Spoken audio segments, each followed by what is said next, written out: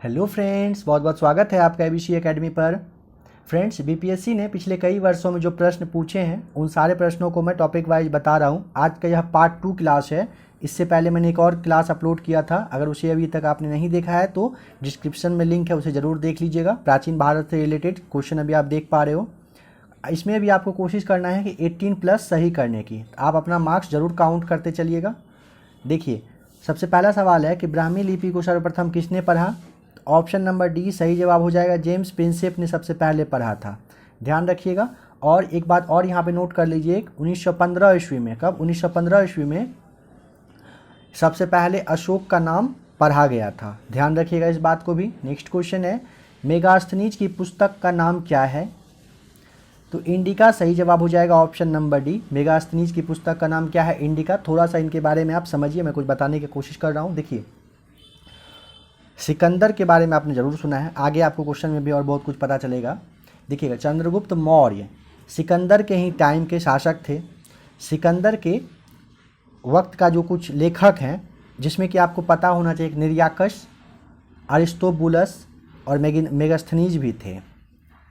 अब देखिए, इनके द्वारा जो लिखा गया है इंडिका नामक पुस्तक, उसमें क्या मिलता है आपको, ये भी सवाल आ सकता है, क्या जानने को मिलेगा। तो मौर्य वंश के बारे में आपको बहुत कुछ वहाँ पे पता चलता है इंडिका में, ठीक है, ध्यान रखिएगा। इनका नाम सबसे ज़्यादा इसीलिए फेमस है, किनका, मेगास्थनीज का, क्योंकि इंडिका में मौर्य वंश के बारे में बहुत जानकारी प्राप्त होती है, ठीक है।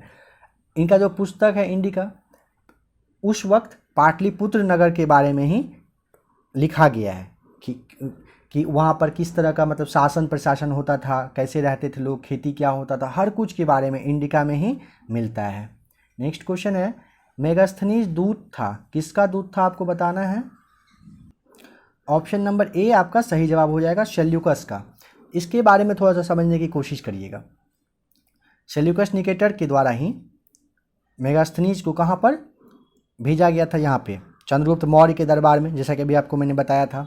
यह कहाँ, तो यूनानी राजदूत थे। कौन से राजदूत थे, मेगास्थनीज यूनानी थे, यूनानी राजदूत थे। जब ये यहाँ पे आए तो उस वक्त यहाँ पे मौर्य दरबार के बारे में उन्होंने काफ़ी कुछ देखा, सुना, रिसर्च किया और उन सारी बातों को अपने बुक में उन्होंने लिखा। किस में लिखा, इंडिका नामक पुस्तक में लिखा था। नेक्स्ट क्वेश्चन है, अंतिम मौर्य सम्राट था,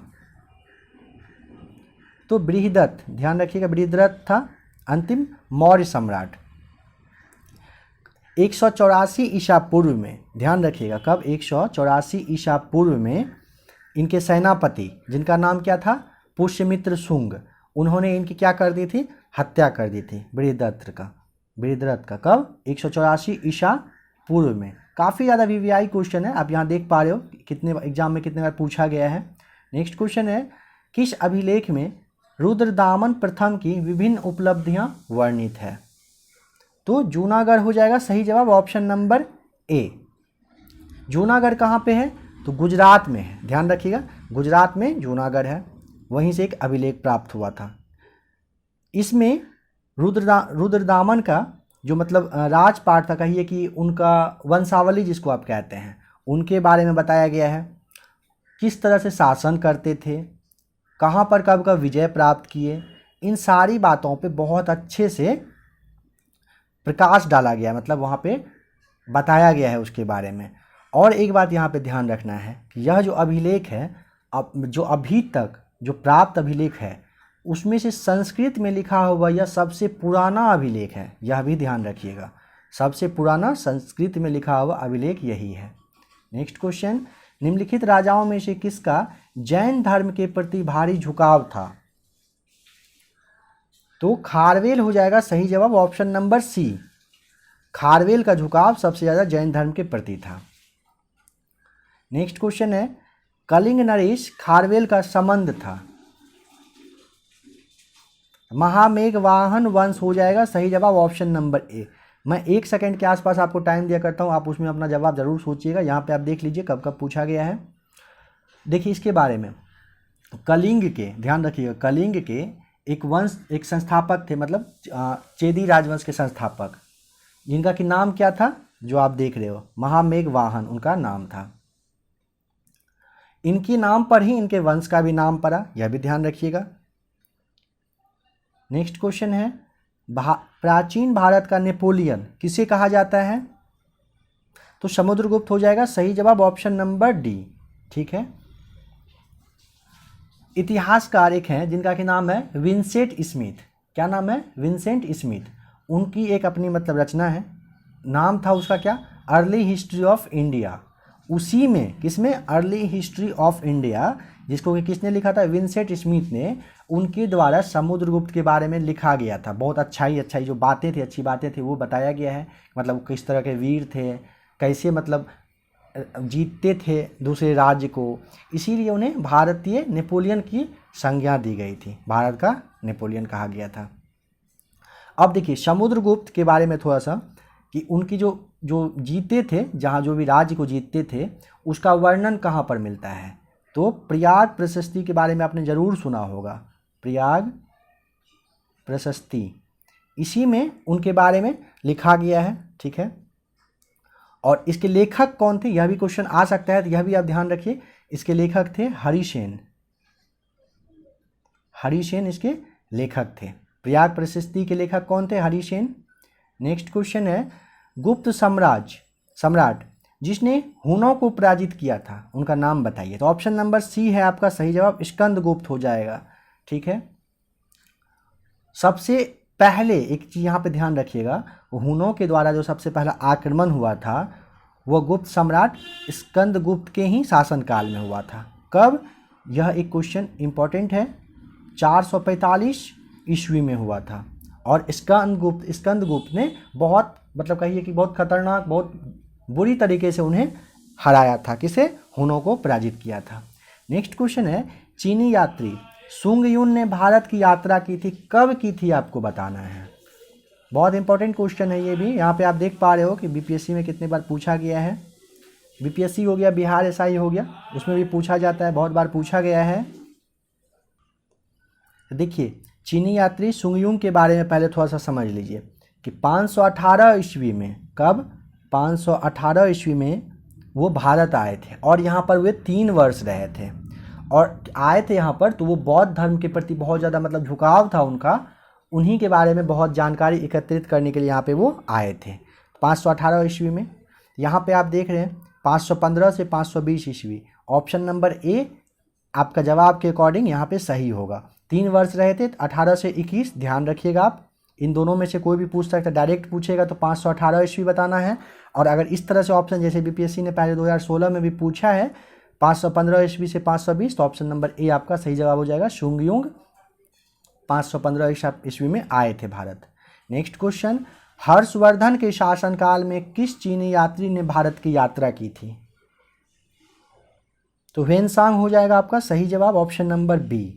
देखिए यह काफ़ी ज़्यादा मतलब इम्पोर्टेंट इनके बारे में क्वेश्चन भी आता है कि वे सोचते थे, उन्होंने सोचा था कि महात्मा बुद्ध के द्वारा मतलब वो जहाँ जहाँ महात्मा बुद्ध चल के गए थे, जिस इम्पोर्टेंट यानी पवित्र जगह पे वे रुके थे, उन सारे को उनको देखने का, पढ़ने का, उनके बारे में मतलब नॉलेज अरेंज करने का उनका बहुत मन था। किनका? ह्वेनसांग का मन था। और वे हर्षवर्धन के ही शासनकाल में कहाँ आए थे? भारत आए थे। बौद्ध धर्म के प्रति झुकाव था उनका। नेक्स्ट क्वेश्चन, कलहन की पुस्तक का नाम क्या है? राजतरंगिणी हो जाएगा सही जवाब, ऑप्शन नंबर डी। राजतरंगिणी के बारे में आपने सुना होगा, अगर नहीं सुना है तो थोड़ा सा समझ लीजिएगा। इसमें ना कश्मीर के बारे में बताया गया है, नॉर्मली हर एक एग्जाम में आता है। राजतरंगिणी में कश्मीर के इतिहास के बारे में बताया गया है। अगर मान लो कहा जाए कि उस वक्त वहाँ पे शासन काल कौन कर रहे थे? शासन वहाँ पे जय सिंह का था। किनका? जय सिंह का। जब कलहन राजतरंगिणी लिख रहे थे उस वक्त शासन किसका था? तो जय सिंह का था। ध्यान रखिएगा इस बात का। नेक्स्ट क्वेश्चन, उदंतपुर शिक्षा केंद्र निम्न में से किस राज्य में अवस्थित था? तो बिहार हो जाएगा सही जवाब, ऑप्शन नंबर बी। देखिए उदंतपुर को ही उदनापुर भी कहा जाता है। क्या कहा जाता है? उदना नहीं, उदनापुर शायद, हाँ उदनापुर कहा जाता है फ्रेंड्स। प्राचीन काल में उस वक्त यह एक काफ़ी ज़्यादा मतलब फेमस था, शिक्षा का केंद्र था। कहाँ? बिहार राज्य में था। स्थापना अगर बात की जाए किसने की थी, तो तो पाल वंश के प्रथम शासक गोपाल ने, पाल वंश के प्रथम शासक कौन थे? गोपाल, उन्होंने ही इसकी स्थापना की थी, गोपाल ने की थी, ध्यान रखिएगा। 2016 में पूछा गया क्वेश्चन है। नेक्स्ट क्वेश्चन है, कर्नाट वंश का संस्थापक कौन था? नान्यदेव सही जवाब हो जाएगा ऑप्शन नंबर ए। कर्नाट वंश के संस्थापक कौन थे? नान्यदेव थे। वो काफ़ी फेमस मतलब महान योद्धा भी थे, ध्यान रखिएगा। और अगर कर्नाट वंश का शासनकाल के बारे में बताऊं कब से कब तक चला, ध्यान रखने के लिए आपके लिए अच्छा रहेगा, से लेकर 1325 ईस्वी तक चला था, ध्यान रखिएगा। शासनकाल था इनका, कर्नाट वंश का शासनकाल था। नेक्स्ट क्वेश्चन, कर्नाट वंश का अंतिम शासक कौन था? तो हरि सिंह हो जाएगा सही जवाब ऑप्शन नंबर ए। कौन थे?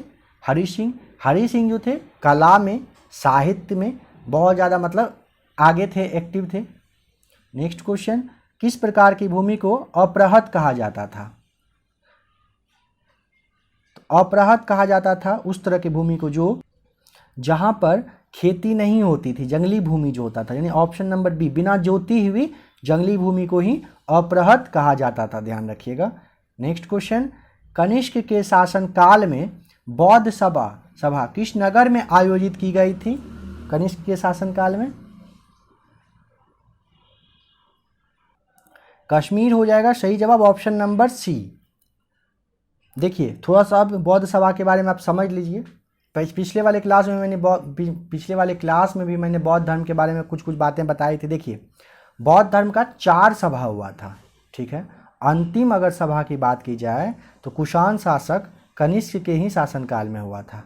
कहाँ पर? तो कश्मीर के कुंडलवन में हुआ था, कश्मीर के कुंडलवन में हुआ था, कुंडलवन में हुआ था। और थोड़ा सा ये भी समझ लीजिए पहला, हाँ अब ये भी ध्यान रखिए कि पहला कहाँ हुआ था। तो प्रथम बौद्ध संगीति हुई थी कब? जब महात्मा बुद्ध की मृत्यु हुई थी, उसके जस्ट बाद एक हुआ था जो राजगृह में हुआ था, राजगृह में हुआ था। उस वक्त मगध का शासक कौन था? तो अजातशत्रु था। मगध का शासक कौन था? तो अजातशत्रु था, ध्यान रखिएगा इस बात को भी। अध्यक्षता मतलब जो होता है ना कि उसका कौन हेड रहता है, तो अध्यक्षता किसने की थी? तो महाकश्यप ने की थी। दूसरा बौद्ध संगीति हुआ था किसके शासनकाल में? तो कालाशोक के शासनकाल में हुआ था। वो कब? महात्मा बुद्ध की मृत्यु के 100 वर्ष के बाद हुआ था। और इसके अगर अध्यक्ष के बारे में पूछा जाए तो आचार्य सावक मीर थे, ध्यान रखिएगा, आचार्य सावक मीर थे। नेक्स्ट क्वेश्चन है, भगवान बुद्ध के महापरिनिर्वाण के बाद पहली बौद्ध संगीति हुई थी कहाँ पर? अभी मैंने आपको बताया ऑप्शन नंबर ए, राजगीर में, जिसे राजगिरी भी कहते हैं। नेक्स्ट क्वेश्चन, कहते हैं नहीं कहते थे, बुद्ध के जीवन की 4 महत्वपूर्ण घटनाओं और उनसे संबंधित 4 स्थानों का उल्लेख किया गया है। अब आपको इसके बारे में मिलान करना है कि जन्म कहाँ पर हुआ था। देख लीजिए, आप चाहें तो यहाँ पे वीडियो को रोक लीजिएगा। देखिए महात्मा बुद्ध का जन्म कब हुआ था? तो 563 ईसा पूर्व में हुआ था महात्मा बुद्ध का जन्म। कहाँ पर? कपिलवस्तु के पास एक लुम्बिनी नामक जगह पर। तो जन्म के बारे में यहाँ पे दे रहा है तो ये हो जाएगा 1 का हो जाएगा 3, लुम्बिनी में हुआ था। और आपको पता है कि बोध गया में वैशाख की पूर्णिमा की रात को जब 29 वर्ष से 35 वर्ष यानी 6 वर्ष की जब उन्होंने तपस्या की थी तो उन्हें ज्ञान प्राप्त हुआ था। कहाँ पर? बोध गया में। तो बोध गया में ज्ञान प्राप्त यानी कि ऑप्शन नंबर 2 का यहाँ पे ऐसे मिल जाएगा। प्रथम प्रवचन के बारे में समझिए। मैंने आपको बताया था कि प्रथम जो है उन्होंने कुशीनगर में दिया था। कहाँ पर दिया था? प्रथम, माफ़ कीजिएगा, कुशीनगर नहीं, प्रथम जो है उन्होंने सारनाथ में दिया था। सबसे पहला प्रवचन कहाँ पर दिया था? सारनाथ में दिया था। प्रथम उपदेश को ही क्या कहा गया था? धर्म चक्र प्रवर्तन कहा गया था प्रथम उपदेश को। और निधन कहाँ पर हुआ था? तो निधन उनका हुआ था कुशीनगर में। ऑप्शन नंबर 4 का यहाँ पे 4 हो जाएगा। कुशीनगर कहाँ? देवरिया उत्तर प्रदेश में उनका महापरिनिर्वाण यानी कि मृत्यु हो गया था। तो यहाँ पे आप देख पा रहे हो ऑप्शन नंबर सी, 1 का 3, सेकेंड का सेकेंड, थर्ड का हो जाएगा फर्स्ट और फोर्थ का हो जाएगा फोर्थ। ऑप्शन नंबर सी सही जवाब आपका है। नेक्स्ट क्वेश्चन, बोध गया में महाबोधि मंदिर बनाया गया, जहाँ पर क्या हुआ था? वो क्या किए थे? उनको ज्ञान प्राप्ति हुई थी। अभी मैंने आपको बताया था गौतम बुद्ध को ज्ञान प्राप्त हुआ था। नेक्स्ट क्वेश्चन, गौतम बुद्ध को एक देवता का स्थान किस राजा के युग में प्राप्त हुआ था? तो ऑप्शन नंबर बी हो जाएगा, कनिष्क हो जाएगा सही जवाब। जैसा कि मैंने अभी आपको बताया था, कनिष्क के ही शासनकाल में चौथा बौद्ध संगीति संपन्न हुआ था। उसके बाद बौद्ध धर्म 2 भाग में बटा था, किसमें? हीनयान और महायान में बट गया था। महायान शाखा में ही, किसमें? महायान शाखा में महात्मा बुद्ध को देवता माना गया था और उनकी पूजा करने लगे थे सब। ध्यान रखिएगा। नेक्स्ट क्वेश्चन, ईसा पूर्व 6ठी सदी में विश्व की प्रथम गणतंत्रात्मक व्यवस्था कहाँ थी? पीछे वाले क्लास में मैंने आपको ये बताया था, तो वैशाली हो जाएगा सही जवाब, ऑप्शन नंबर ए। ईसा पूर्व 6ठी सदी में विश्व की प्रथम गणतंत्र व्यवस्था कहाँ पे थी? तो वैशाली में ही थी। और यहाँ पे एक दो चीज़ आप नोट करिएगा, पीछे वाले क्लास में मैंने आपको बताया था, क्वेश्चन एग्जाम में ये आता है। तो वहाँ पर वज्जी तथा मल्ल नामक 2 राज्य में गणतंत्रात्मक शासन व्यवस्था प्रचलित था। वज्जी के बारे में बताऊँ तो कौन सा? वज्जी 8 राज्यों का, ध्यान रखिएगा, 8 राज्यों का एक संघ था। सोचिए, 8 राज्यों का एक संघ था वज्जी। और वैशाली के लिच्छवी जो थे वे सबसे ज़्यादा मतलब शक्तिशाली वहाँ पर माने जाते थे। वैशाली के लिच्छवी सबसे ज़्यादा शक्तिशाली थे। पीछे वाले क्लास में भी मैंने आपको बताया था। नेक्स्ट क्वेश्चन, मुगल चित्रकला किसके नेतृत्व में अपने शीर्ष बिंदु पर था? जहांगीर हो जाएगा सही जवाब, ऑप्शन नंबर ए। जहांगीर चित्रकला का बहुत बड़ा और कुशल, मतलब कहिए कि एकदम वो ज्ञाता था, वो बहुत ज़्यादा नॉलेज रखते थे उसके बारे में। पता है उनके बारे में समझिएगा कि मनुष्य को चित्र बनाते टाइम एक ही चित्र में विभिन्न चित्रकारों को कहते थे, कोई आके मुंह का फेस बना दो, कोई शरीर, कोई पैर को बनाओ, इस तरह का मतलब बनाने का वहाँ पे रिवाज भी चलता था उस वक्त। और आपको पता होना चाहिए, इनका जहांगीर का दावा रहता था कि वह किसी भी चित्रकारी में कौन से चित्रकार ने क्या बनाया उसको वो पहचान सकते थे। सोचिए, बनाते वक्त वहाँ पे नहीं रहते थे, लेकिन बनने के बाद वो आके बता सकते थे कि ये पैर का जो डिज़ाइन है ये किसने किया है, हाथ किसने बनाया है, चेहरा को किसने बनाया है। इस तरह के मतलब वो हाई लेवल के मतलब ज्ञाता थे इस चीज़ के। अबुल हसन का नाम आपने सुना होगा। अबुल हसन ने जहांगीर के मतलब वो जो क्या बोलते हैं, सिंहासन पर बैठना होता है, बैठने का जो टाइम होता है उसको एक चित्र बनाकर वो बताए थे।